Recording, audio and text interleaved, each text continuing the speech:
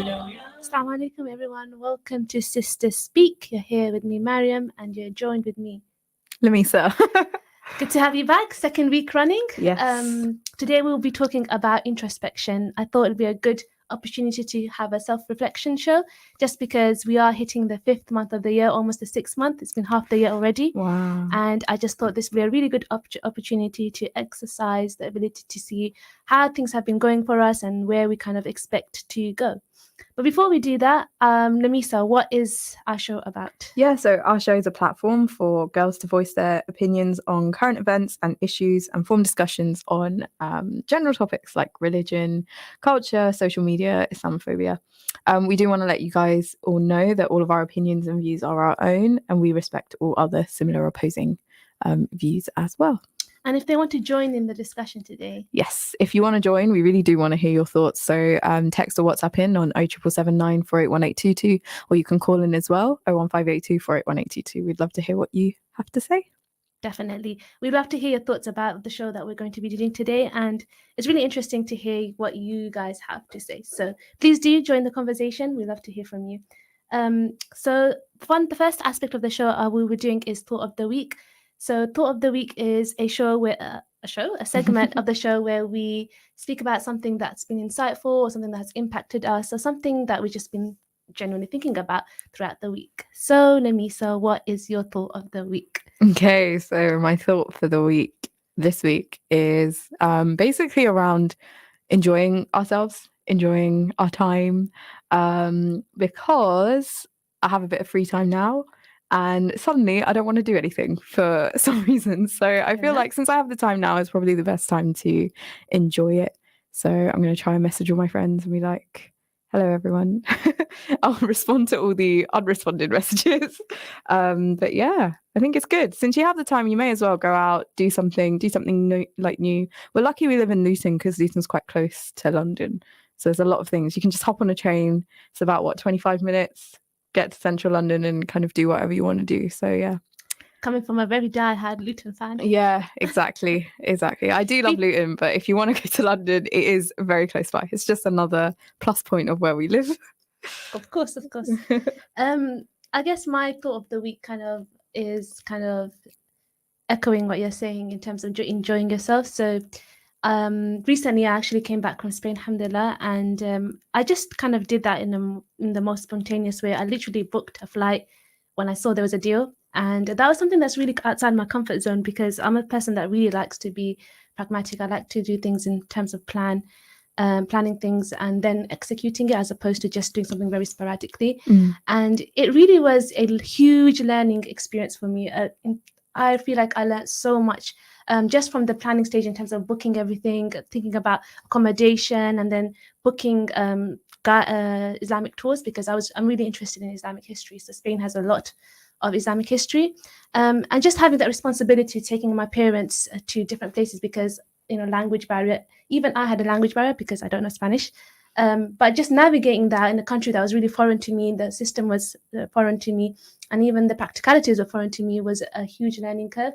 And I think it's like the first time I had to take responsibility over two people, as opposed to two people take responsibility of me. And I think that for me was a huge kind of shock to my system. But at the same time, I really enjoyed that opportunity, just because I feel so much more confident. I feel like it really impacted my self-esteem and my confidence.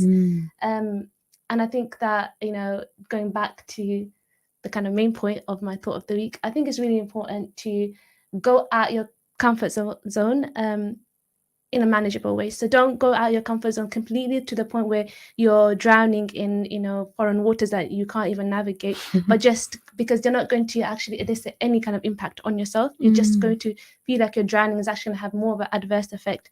Rather, I think it's important for you to go out your comfort zone in a reasonable amount. And I think that's something that I'm really trying to implement throughout this year, and more so making sure there's an enjoyable factor within. So going back to that point, that making sure that it's enjoyable as well, just because then you have something to look forward to, you have that reward factor to it. So that's so much to learn. So should we get to hot topics? Yeah. So Hot Topics is just another segment where we just talk about something that we think is really relevant, or something perhaps that's happening locally or nationally. But today we're just going to be talking about something that's going to impact a lot of students, actually, if they are going to be applying for accommodation Very soon. for university, or just generally anyone that wants to venturing out from living from home to a new space. So we will be talking about the realities of living out. Over to you, Lamisa. Yeah, so as Mariam said, a lot of you who are students at the moment, maybe year 13 A-level students, you'll be thinking about whether to move out or stay in for university, or even if you're just a person, like Mariam said, who just wants to have a new environment. I'm going to be talking about the realities of living out. And there are good parts and there are some kind of not so fun parts. So I'll kind of go into all of those, and also maybe more from the angle of a student perspective. So living out whilst you're studying. I guess best thing to do would probably be to start off with the good things. So I guess if you're moving out to study, so moving out for university, I think definitely living next to university and being in a circle is very, very good for your studies as well. Especially recently, I was thinking with my exams where we have to do a lot of practice with other students. It helps so much just being in the area. You can message whenever, even if it's late, it doesn't matter because you live nearby. So you can go, you have that convenience of being close by, being able to do whatever you need to do whenever you need to do it. And I think that's the biggest plus point. Obviously, you get to, when you're in a new environment, friends are really, really important.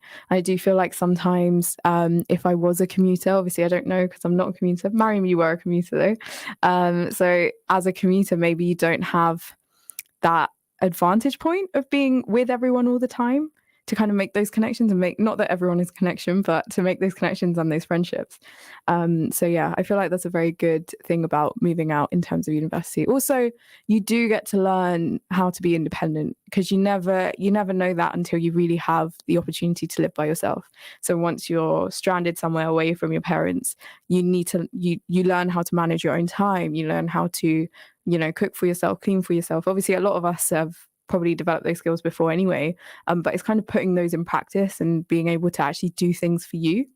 Yeah, I think it kind of helps you evolve as a human being in a way, because I have to take responsibility for myself and my day. And if I haven't got what I wanted out of this day, then that's on me. It's not because of anyone else.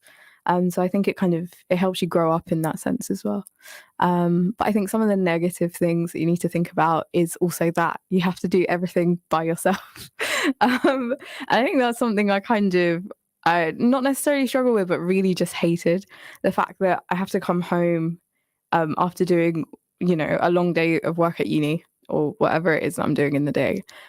And then I know this sounds super lazy, but just having to come back and then make yourself food, sit down, then eat that food, clean your whole room, do everything that you need to do, and then kind of, organize things.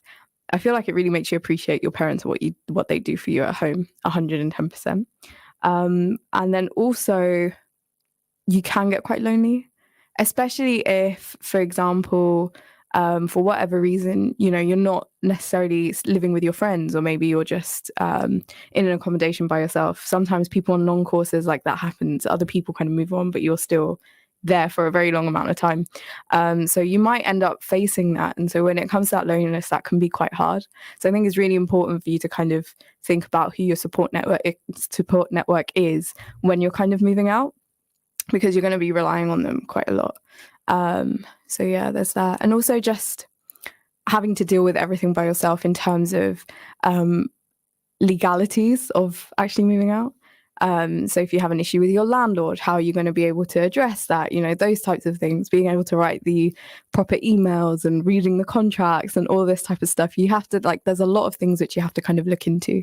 So it's not just moving out is a big party where I finally get a lot of freedom and, do whatever I want. There's a lot of things that come, and there's a lot of strings kind of attached.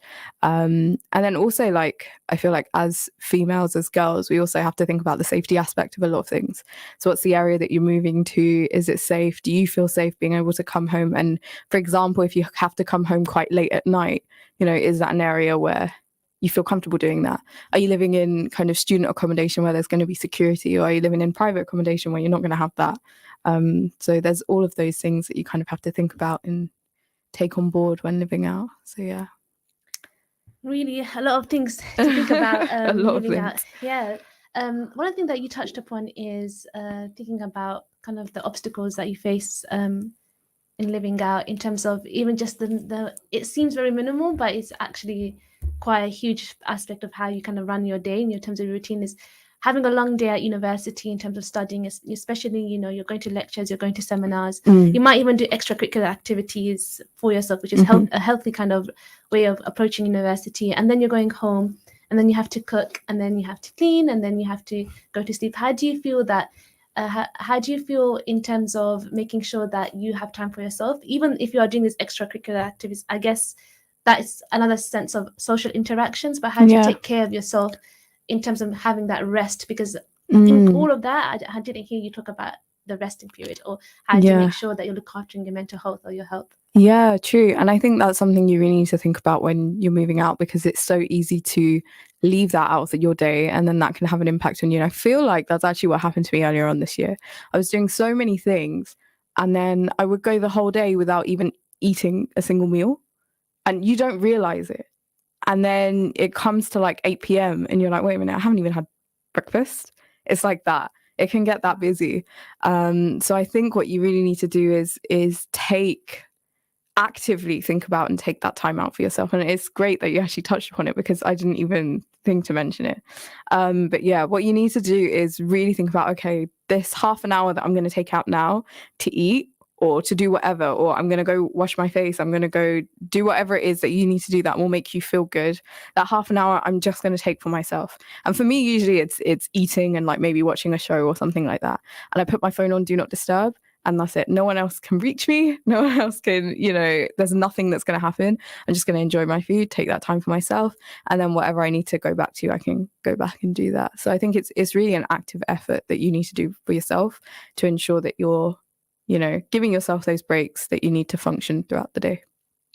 So in terms of the practicalities of that, do you think that making sure you're implementing that rest period is, of course, like you said, it's integral for you to kind of function throughout the week? But do you think when you have so many demands from your work, from your university, from your studying, how do you manage that? Because it's difficult. Sometimes university can be very sporadic. Things can just come suddenly. So how do you make sure that you're including that rest period within your whole day without feeling that deflating feeling that I haven't, done X amount of work, I guess if you're a person who likes to plan your day, plan it in your day. So that way you've accounted for that I need to do X amount of work, but you have your breaks kind of put in.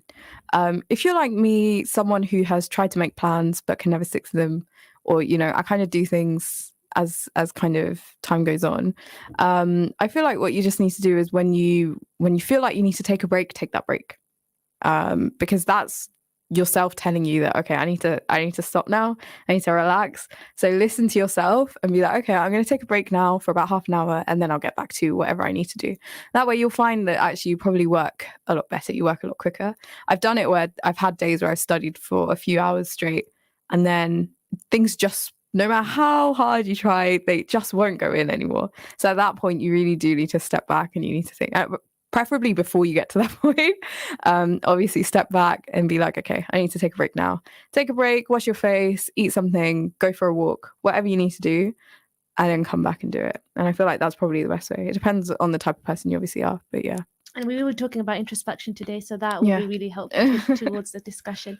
I think one thing that you really talked about that really is significant is listening to your body. I think we don't tend to do that. We don't listen to our body. If our body is saying we're tired, we tend to kind of overwork. If our body's saying we need food, we just postpone that. And I think it's so important. And that's why we're having this show today, having introspection, because it impacts all aspects of your life. And I think we really need to develop that in order for us to function in a healthy manner. The other aspect I wanted to ask, since you do live in accommodation and you are a student, is that in terms of the spiritual aspect, as a Muslim, how do you navigate that? That's interesting. How do I navigate that kind of living out by myself?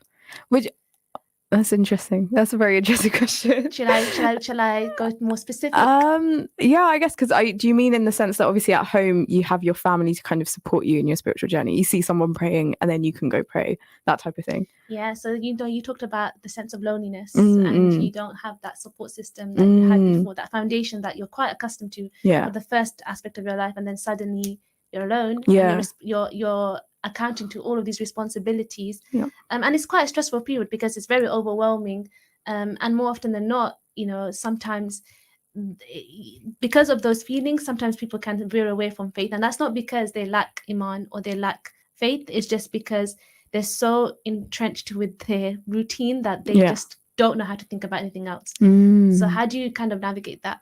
I guess living by yourself, thing is you are on your own, and I feel like a lot of our faith, the onus does fall upon us to try and reach out to God and build our connection with God. I think if you already have a good connection with Allah, and if you already feel quite spiritual, then moving out is almost like a good thing, because you connect with Allah a lot more, because there's no one else for you, I guess. So you can have those conversations, you can pray, and you're like, obviously you might have roommates and things like that, but once you close your door, you're kind of alone. There's no one else there. So you can really kind of talk to Allah and grow your relationship.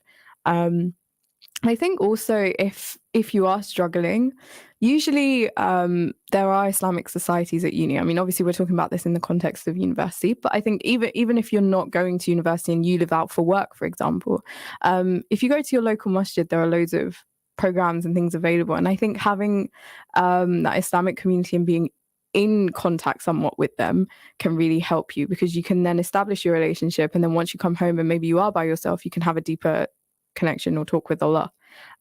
So I know that my university this Ramadan as well, they hosted iftars every single day for people, because we all had exams during that time. And alhamdulillah, it was really good, because you revise the whole day, and then at the end you come and we all pray, and then we go and eat, and it's just a nice time to break your fast. It's a nice time to talk to other Muslims who are going through the same thing as you, and also to just talk and get rid of some of the stresses in general. So I think having something like that, where you can talk to Islamic people in your university and just have that good Islamic company, I think that really helps when you're living out, to kind of develop your faith a bit more. So yeah. For the people that don't have the confidence to outwardly go and join societies, and they struggle with self-confidence, self-esteem, what would you recommend? What would you suggest to them? Because I think this would be a perfect example of how Mariam was saying, challenge yourself within, challenge yourself, but in a manageable way. And I think that's the perfect thing, because people do struggle with that, and it is very hard. And I know many societies, even my Islamic society, if I'm honest, in the beginning, I felt like I didn't really fit in. Yes. And so that is quite a big thing, because you see them, and a lot of them are very friendly with each other already. And then you go and you're like joining, but you're kind of awkwardly on the side, and you're like, I don't really know what to do here.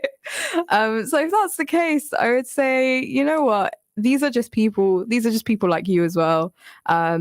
Some of them, like, for example, if you're an older year as well, if you're like in second or third year, some of them are younger than you. So just go, like, challenge yourself that little bit, and go and try and see if you can talk to them, see if you can kind of, get what you need to get out of this society, because at the end of the day, it's for you to kind of enrich yourself. These are, especially ISOC, I feel like it's meant to be an Islamic society. It's meant to be like a brotherhood or a sisterhood, where you guys are able to talk about Islam, understand Islam on a deeper level, that type of thing.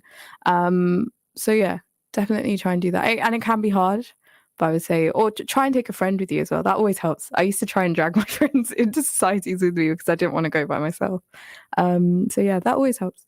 Even making friends in the prayer room. I made my really good friends in the prayer room. Yeah. And by default, you're going to have to go to the prayer room anyways. So exactly, why not make friends with people there and just ask them, what course do you study? Just a simple question. Like, even if you need to rehearse that. Yeah. What course do you study? What year are you in? Yeah. And then you just make small talk. And it can just literally be that. That can be your one little challenge for the day. Yeah. And you could do that. And people are in the same position as you. They want to make connection. They want 100%. To be friends, and they don't want to be alone. 100%. And they want good company.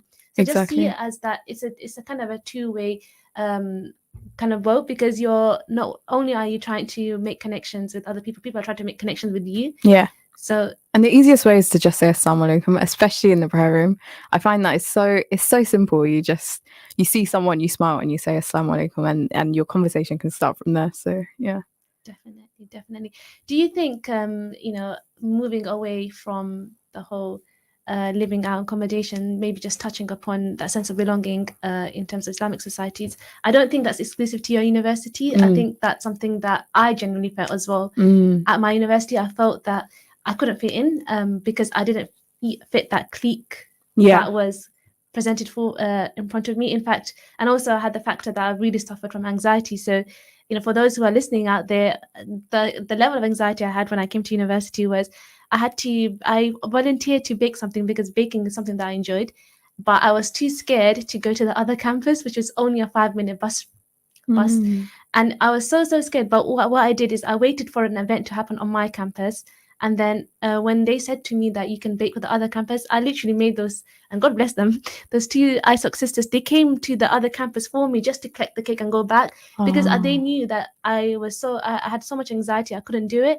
But it's just very small things like that people are actually willing to do because they want to help you. And then you can give back afterwards once you develop and once you make those connections. So just don't see it as that you're completely alone. And if you are facing, mental health issues, or if you're experiencing anxiety, get help at university, because this is the perfect opportunity for you to kind of take care of your well-being.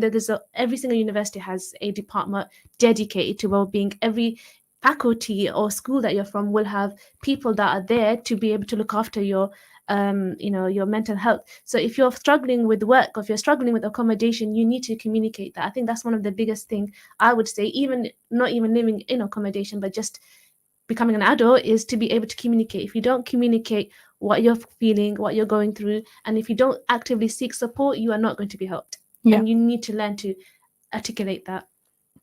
Definitely. So another question I have for you, Melissa. Okay, go on.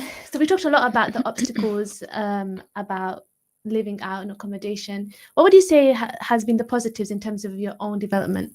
In terms of my own development, definitely kind of resilience and learning how to get through things on my own. And not that you always have to get through things on my own. Like, obviously, my parents are one of my biggest kind of support networks, and they're the people that I kind of relied on, even though I was living away from them. But I think just day to day, if you're having a hard day, or, there are little kind of barriers that you have to overcome, you kind of learn how to get through that, and you kind of learn how to push through. Also overcoming loneliness in a way, like kind of being comfortable in my own presence and not having to always be around others. Like, I'm very happy going into a restaurant and eating by myself. To some people that might sound sad, but I think it is a part of personal development, like being able to be comfortable with yourself and being content with yourself. Like, I don't have to have everyone with me, and I don't have to have everyone around me to enjoy myself. So I think that's a very big thing as well, and I think that's a huge thing to have happiness in your life. So yeah, kind of developing those qualities. And obviously I'm not 100% there, and it's still kind of a development, but yeah, I feel like that was a very good thing that living out kind of taught, because I did have a lot of alone time, and I was able to focus on myself, do a bit of introspection. Yes, that type of thing. Yeah, definitely. And I really like the fact that you touched upon and just being content with yourself. I think that's something you don't really think about when you have so many people around you that are doing things for you. And I think it's just that's why I actually chose this kind of topic. One of the reasons is that once you are out of your comfort zone, and once you are in a situation where there's no one there but yourself to kind of navigate it, then you realize actually there's so much aspects of myself that I need to develop, but also championing the strengths that you have. And I think that's really, really positive thing to do, because you are having this balanced approach. I think sometimes even we can be quite we can scrutinize ourselves a lot, but we don't actually give credit to where we should have credit.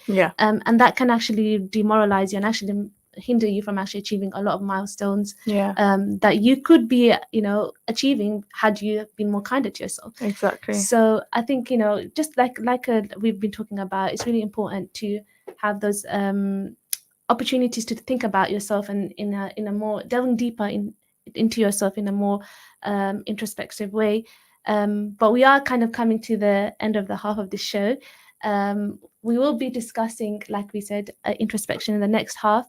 Thank you for Namisa for sharing all your thoughts. I'll just give one last thing. Go ahead. I'd say I would recommend living out though, especially at uni, because it's kind of a more safe environment than usual. So I'd say try and take the opportunity if you want to develop yourself. Yeah, definitely. Perhaps maybe another show I can talk about commuting and the advantages and disadvantages of that. But that comes from another show. So yeah, thank you again, and thank you for everyone that has sent their thoughts to us. We'd like to hear you again in the next half of the show, and we look forward to having you.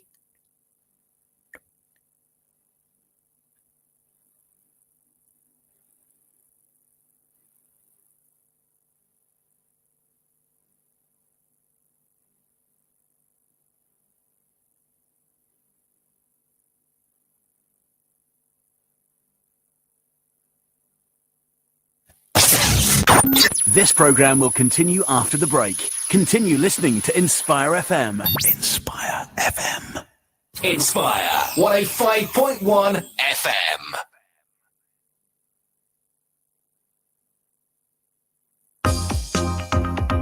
Assalamu alaikum. My name is Sheikh Hafs Al-Ghazi. My name is Ali Imdad. My name is Hamza Fletcher. This is Fatih Safaragich. My name is Ridwana Walislaha. This is Naeem Raza. My name is Dawood Masood. This is Naveed Aziz. This is your brother Raheem Jung. I'm Amir Khan. This is Lauren Booth. This is Nabil Abdul Rashid. This is Brother Bona Muhammad. My name is Nazil Azami. This is Baba Ali. This is Omar Regan. My name is Julie Steaky. I hope you're enjoying yourself and keep tuned in to Inspire on 105.1 FM.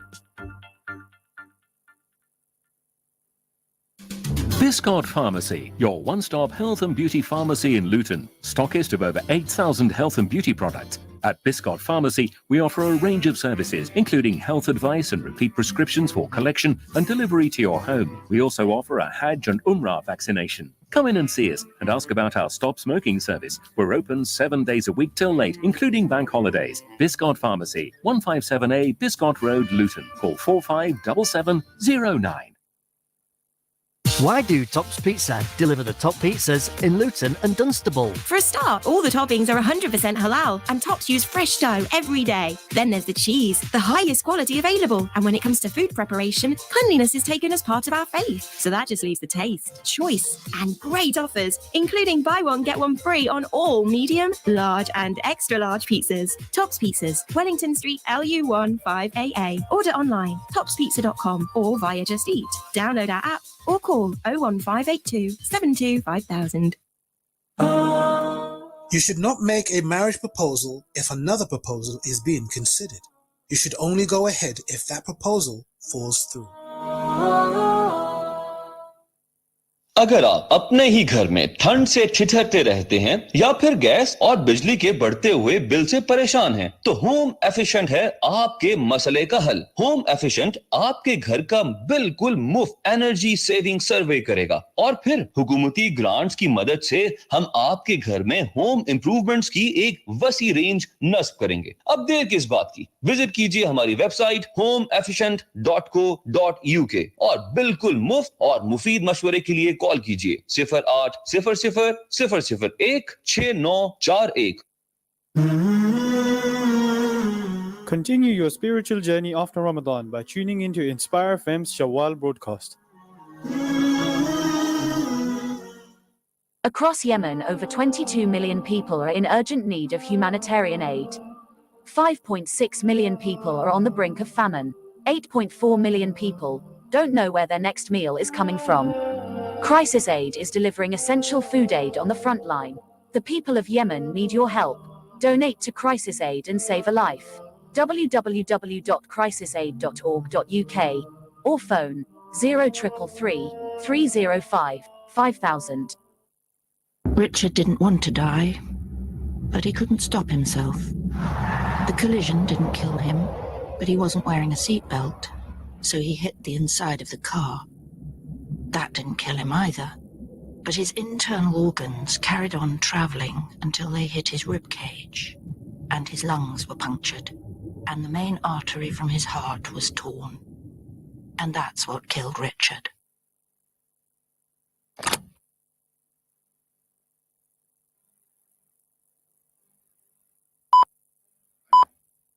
From the studios of Inspire FM, the time is now 6:30.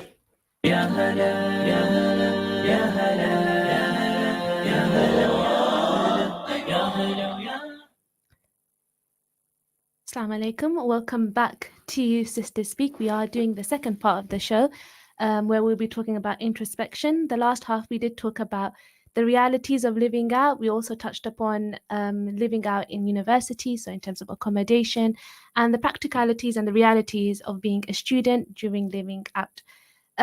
So now we will be talking about introspection. As we said, we're doing introspection because it is almost half the year, and we think it's a good opportunity to think about where we have come and where we would like to go.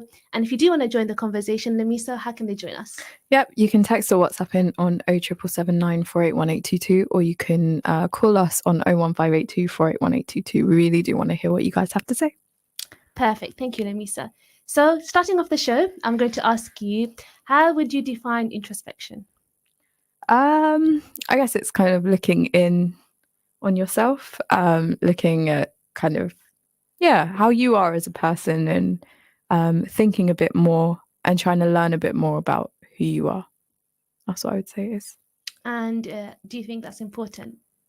Yeah, for sure. I feel like definitely as you start to become more and more of an adult, unfortunately, as we are, I feel like it's definitely important to kind of know who you are and what you kind of stand for, and what your values are and where your boundaries are as well. So where you kind of draw lines, morally speaking as well, what things you think are right and what things you think are wrong. And, all of that kind of plays out into the type of life that you end up living and the type of people that you end up surrounding yourselves.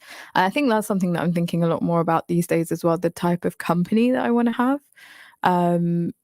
The type of people that I wanted to be surrounded by, because inevitably the company that you have definitely influence you and kind of the things you do.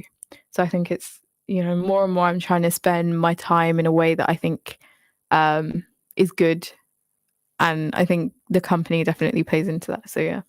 But knowing who you are, first of all, is important for you to be able to define all of those things and really know all of those things. So touching upon what you said, what kind of spurred you to have exercise introspection? Because you're thinking about the company that you're surrounding yourself. So what personally has spurred you to think about that? I think, to be honest, I think it's failure in a way. Interesting. And I feel like that's a point in time where you really take to review yourself, because you're like, whatever that failure may be to you, that kind of helps you think, okay, how did I go wrong? You might think about this particular event, whether that be like failure in, for example, a friendship, or failure in a personal situation. It can also be at school for a lot of us. So I'd say that makes you think, and then it kind of makes you think deeper. So it's not just about that situation. You then start to think about, okay, what is life in general? And you might kind of spiral out. But I think those types of moments are really important for you to look back and think about who you are as a person, and then how you kind of want to change your life to kind of be better and improve. So yeah, to me, I think it's failure, but I think people should be able to look back at themselves without that as a trigger as well. So it might be living out. I feel like living out definitely made me think about that a lot.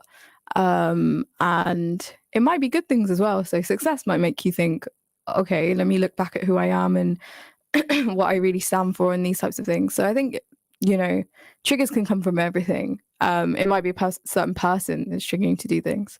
But yeah, for me, I think in my past, it's definitely been not achieving a certain goal, and that's made me look back and think on myself. Yeah, that rounds up very, very well. What about you, Mariam? Myself, personally, I think I would say similar to you. I think I echo exactly what you say. I think that my downfalls is when I started to think about myself and where have I gone wrong, or what has been wrong, what has been done to me that has allowed me to feel this way, and I don't want this to be repeated. So I think for me, it's just generally because I had to go through a dark phase to understand, actually, I need to have introspection to see what aspect of my character do I need to preserve and make sure that no one compromises, and what aspects of my character do I need to develop to ensure that I can protect myself from getting those experiences again. And I think a lot of it, sometimes you really need to go beyond your comfort zone to think about, actually, let's be honest with ourselves, let's have an honest conversation. There might be aspects of yourself that attracts toxic traits. So for example, if you're a people pleaser, you're going to attract people that, you know, may negate your feelings or invalidate your personality or invalidate you. That's because you as a person are very happy to people please. And then you need to have introspection. Okay, where is this coming from, and how do I address it? So a lot of it is, you know, thinking about that, you're thinking about your reaction to things and how you kind of perceive things, and how do you deal with things that can hinder you, or that can disadvantage you, or that can create obstacles for you. But also similarly thinking about your strengths as well. So thinking about, am I a person that likes to be around people? Am I a person that, you know, is compassionate, exercise emotional intelligence? Do I make people feel comfortable around me? Do I exercise kindness? You know, these kind of things. And if you have that within you, then you need to nourish it more, and, you know, you need to preserve it, and you need to continue doing the positive aspect of yourself. Because, you know, if you think about, you know, even if you think about from a spiritual point of view, in Islam, it's so, you know, it's so significant to be able to exercise emotional intelligence. And, you know, when we talk about the Prophet sallallahu alaihi wasallam, there's ample of examples where he made people feel that they're the most important person in the room. Yeah, we as a community, as a society, we give importance to people based on their position, their wealth, their background. And we also even do it beyond the age as well. So, you know, we think if we're older than someone, then therefore that by default we have the ability to kind of make them feel invalid because we know better, we have more experiences. But actually, if you actually think about the seerah, there was times where the Prophet ﷺ, you know, gave younger people the responsibility to lead the team, let's just say the team, but the Sahabas in terms of battles as well. That's something that I studied a year ago, and it wasn't one thing that we can take away from that is that, you know, because the Prophet ﷺ saw people for in a humanistic way, he saw them for the emotional intelligence. He removed all those aspects that kind of we take as an identification of how a person is, so their wealth, their status, their job role, etc. But and he put the emphasis actually on their character. And I think to have qualities, good positive qualities, you need to have introspection, and I think that really does coincide with your faith, which is something that we'll be talking about maybe later on. And just something to add on the back of what you said. Yeah. It falls down upon us, obviously, to treat people with respect. But I also think that a lot of the time, when you do treat some people with respect, they take it in the opposite way of you're easy, or they can speak over you. And I think it's a two-way street. So if someone is treating you with respect, treat them with the same amount of respect. Don't think that this person is lower than me or anything like that. And you might not have those thoughts, like no one's obviously going to think, oh, this person is lower than me, but it comes out in your attitude and it comes out in your subconscious, I feel. So it's a two-way thing. If someone is treating you with respect, treat them with respect. And one other thing I also wanted to say is you called it your downfalls, which I really, really liked. I don't think failure is, like, I feel like failure is not the word we should be using, because nothing is really a failure if you're learning from it. If anything, it's a good thing. So yeah, definitely in moments where we might feel that, you know, we have fallen short, or in moments where we think that there's maybe something we need to change, those are moments I think that kind of provoke me the most. Using the word downfall shows that you have that scope to rise up again. Yeah. And I think, you know, you will hit rock bottom at times, but then you have that ability to build up yourself again, and it might be in a different area, a different foundation that, you know, they say that you're the architect of your life, so you're going to perhaps, you know, it's very poetic. Yeah, you need to build. There might be an area that, you know, you've already built so many foundations and you built so many houses, let's just say, but now it's time to move to a different area, new environment, to grow in a different way, to experience new people, to experience new community. And I think that analogy is quite profound, because you just think about it is all got to do with yourself. So you take the onus on yourself. You use yourself as a tool to get to where you want to get to. So I think that really does kind of capture it. But I also think, like, one of the things we talk about is, you know, making sure we're kind to others, but being kind to yourself. Being kind to yourself is so important. You know, scrutinizing yourself to the point where when you lose all your self-esteem, you lose your self-confidence, you allow people to treat you in a toxic way, you allow people to completely dismiss you, is not a healthy approach. And I think a lot of the times it's got to do with yourself. You need to think about, why are these people, and if you see a repetition as well in your life that I'm constantly attracting these type of people, then you will realize, actually, I need to move away from these people. And actually, it's not selfish to preserve your peace. And I want to emphasize that it is not selfish to preserve your peace. If people are being toxic to you, and a lot of people might perceive certain people as really kind, and they might have a reputation to be kind, but actually, if they're treating you negatively and they're treating everyone else really bad, that's actually called narcissism. Look into it, because your feelings are valid, but also being aware that if someone is disrupting your peace, you have the full right to move away from that, and you don't need to give any justification, because they are making you feel bad. And if you've tried to communicate with that person, the way you behave and you repeatedly behave is making me uncomfortable, and they're not responding to that, then you have the full right to move away, because you've approached the situation in a very balanced and fair way, reasonable way, and they responded in an unreasonable way. And so therefore it is your right to kind of get yourself out of the situation and make sure that you move on. And perhaps if something doesn't really benefit you anymore, and if it's not adding value to your life, then you shouldn't be in that situation. It's only going to anchor you down. What are your thoughts in that kind of regard?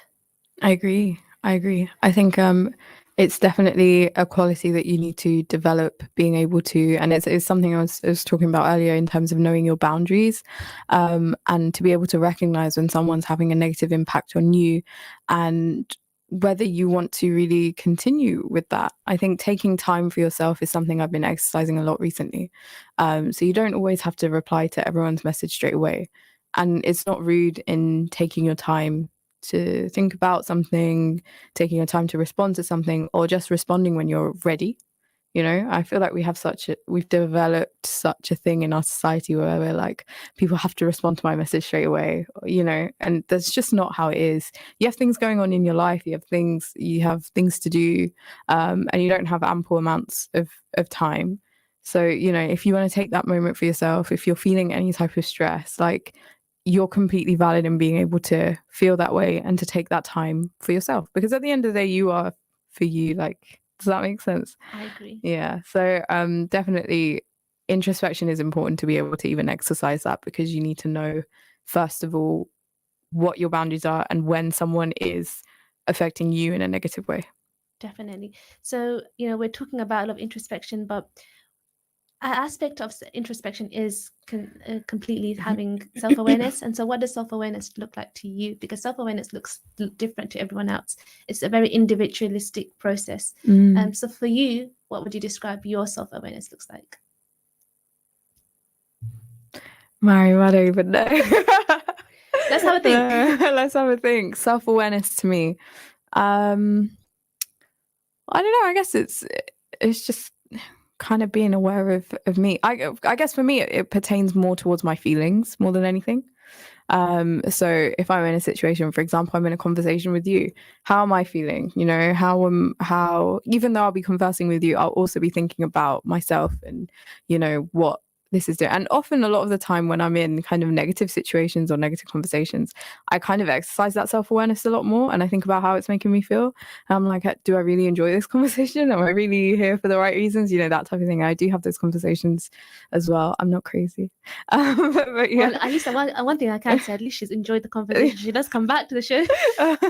But yeah, I guess that is self-awareness for me. It pertains more to my feelings and, thinking about exactly what my emotions are and really communicating that, I guess, in a way. Do you think the people around you can impact the way you have self-awareness? So self-awareness is about self-perception in a way. So do you think the people around you can impact that, influence that in a subconscious way? I think so. I think to some extent, what we think of ourselves is built up from others' experiences of us. I think not even to some extent, like a lot of the time, you kind of think you are who you are from others' reactions. So how you are with your friends and how you are with your family, like you kind of build your image up from that, because I guess how else do you know what characteristics you have?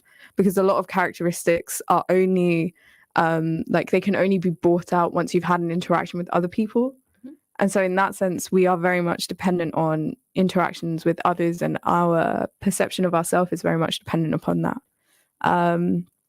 So yeah, whether that that truly reflects who you are, and I think the complexity there is actually because you're interacting with others, whoever they are is also impacting on you.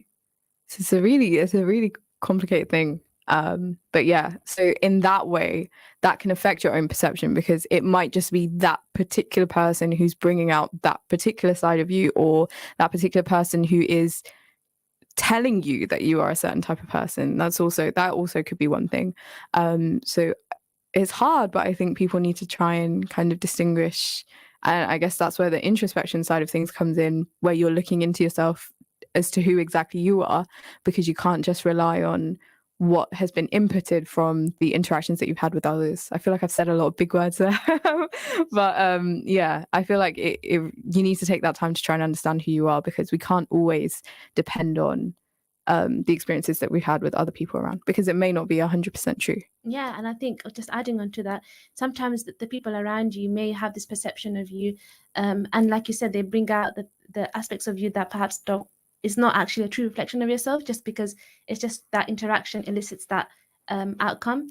So that's why having introspection allows you to kind of be quite strong in terms of knowing what you stand for and what you are as a person. So if someone says to you that you're X, Y, and Z, and you actually said, no, this is nothing to do, I'm not like this at all.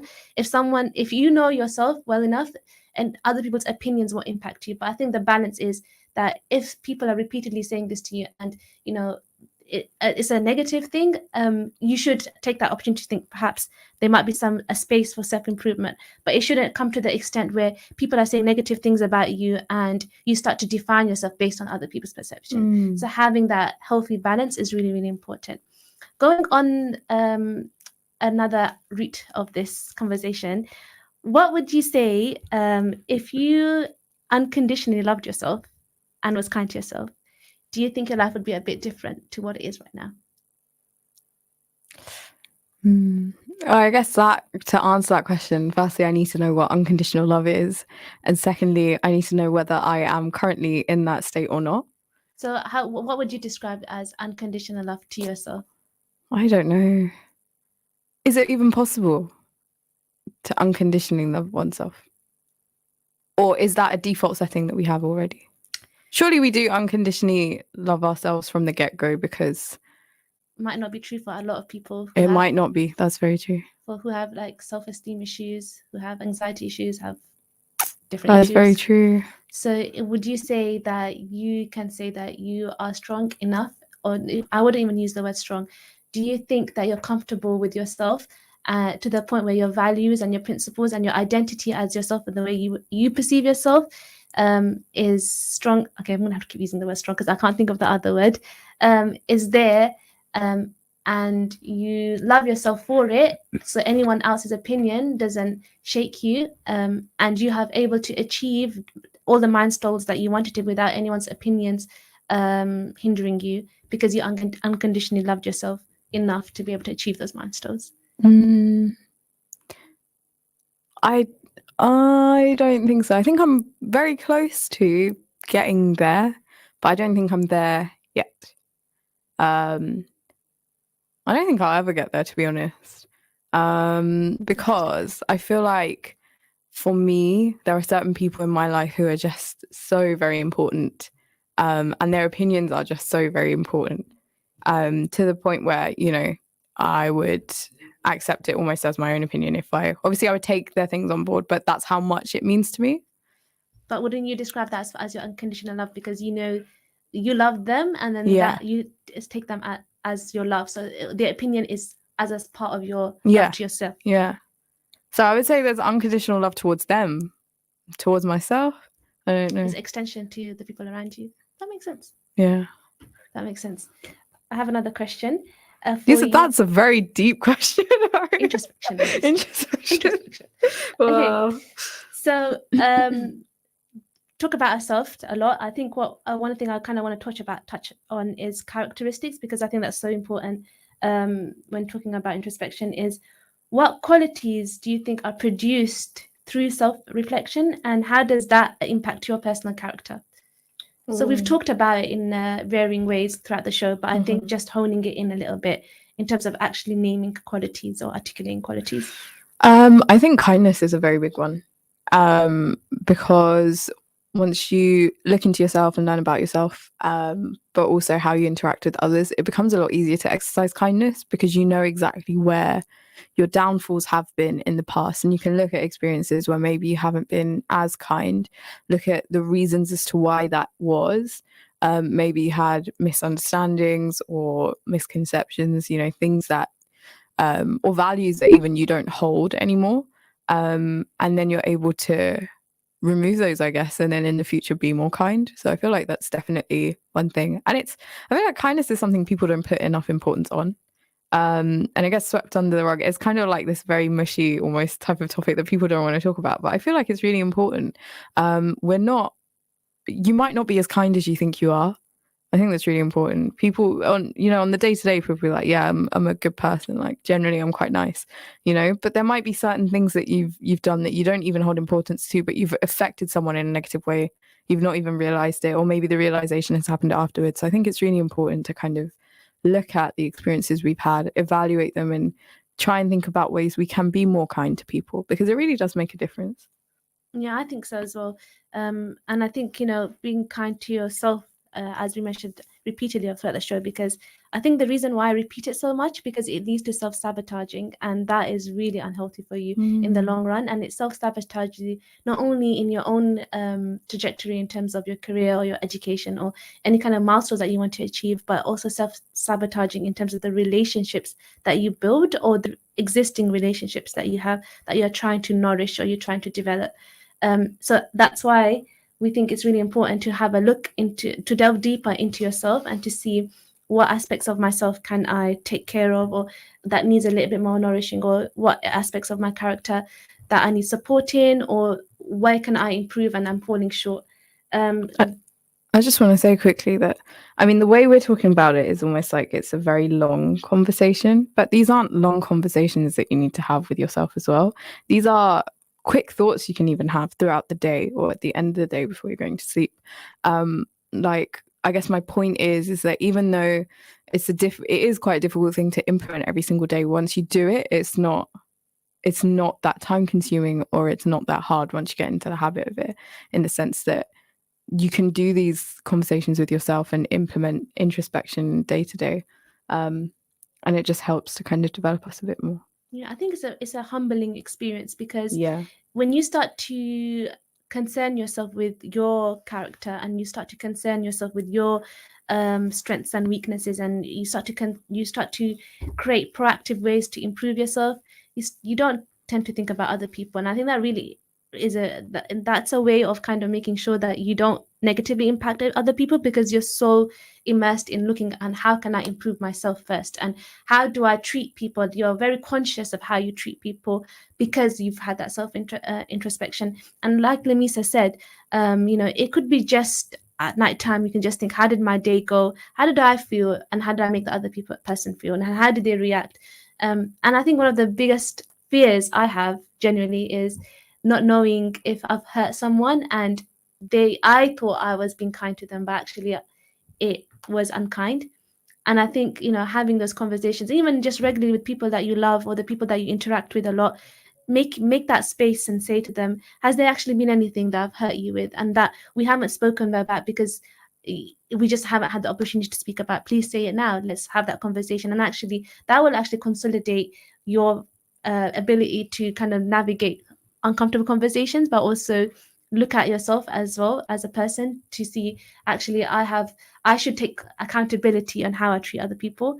And I think inevitably it'll show you how you treat yourself as well, because you take care of yourself enough to know that I'm going to improve myself, and I'm going to work on this every single day. And even if it's just 1%, I'm going to take accountability. And I think that's a lot of positive aspects of your character is improved when you take accountability, because you're consciously including that as a part of your routine.